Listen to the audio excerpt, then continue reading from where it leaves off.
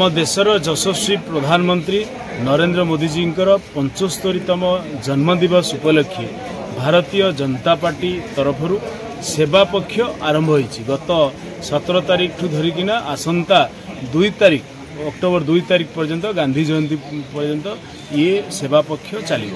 वर्तमान पूरा देश सारा प्रत्येक मंडल प्रत्येक बूथ प्रत्येक ये उपरे प्लांटेशन टू धरिकी स्वेच्छाकृत रक्तदान शिविर धरिकिना स्वच्छता अभियान आपण माने जेते आउ आत्मनिर्भरशील जोटा भोकाल फॉर लोकल प्रत्येक कार्यक्रम वर्तमान चली।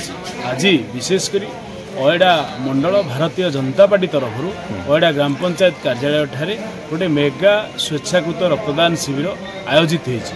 आम गत थर 151 अचीव करूँ ब्लड स्वेच्छाकृत रक्तदान शिविर एथर आम टार्गेट कर 151 को क्रॉस करने तेणु आपण मैंने जानती गोटे पॉइंट किडनी पेसेंट धरतु सिकिल जो किडनी जनित समस्या हाँ सिकिल जनित समस्या माने बर्तमान यहाँ गोटे आम प्रमुख समस्या।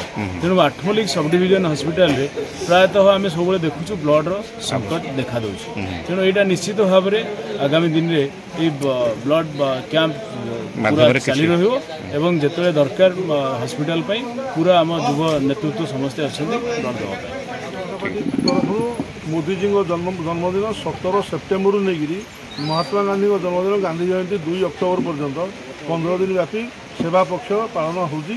ए सेवा पक्ष अवसर में भारतीय जनता पार्टी तरफ आज ओइडा मंडल में आमर विशाल स्वेच्छाकृत रक्तदान शिविर अनुष्ठित होगी। ओइडा मंडल 7 पंचायत समेत नगर अन्य मंडल सब कार्यकर्ता आसछन्ती समस्ते आग्रह सहित प्रतिकूल पाग सत्वे आसिक रक्तदान कर बहुत संख्यार महिला माने भी रक्तदान कर मोदीजी ये जो कार्यक्रम ये आमर जन्मदिन आरंभ कर गांधी जयंती पर कार्यक्रम तुम स्वच्छ भारत कार्यक्रम अनुष्ठित हो सारी माँ गछटी एक पेड़ माँ के नाम ये कार्यक्रम अनुष्ठित हो जाए। रक्तदान शिविर आज चली रक्तदान महान पुण्य आम अंचल किडनी प्रबल अंचल सिकिल सेल अच्छा पीड़ित सिकिलिन लोक तेणु से अधिक संख्यार लोक रक्तर आवश्यकता अच्छी रक्तदान महान पुण्य भाव समस्त आसिक रक्तदान टार्गेट रखा टार्गेट 150 ରୁ 200 संख्यार टार्गेट अच्छी किंतु प्रतिकूल पाग दृष्टि जमी 100 ରୁ 150 भितर रही अनुमान करा।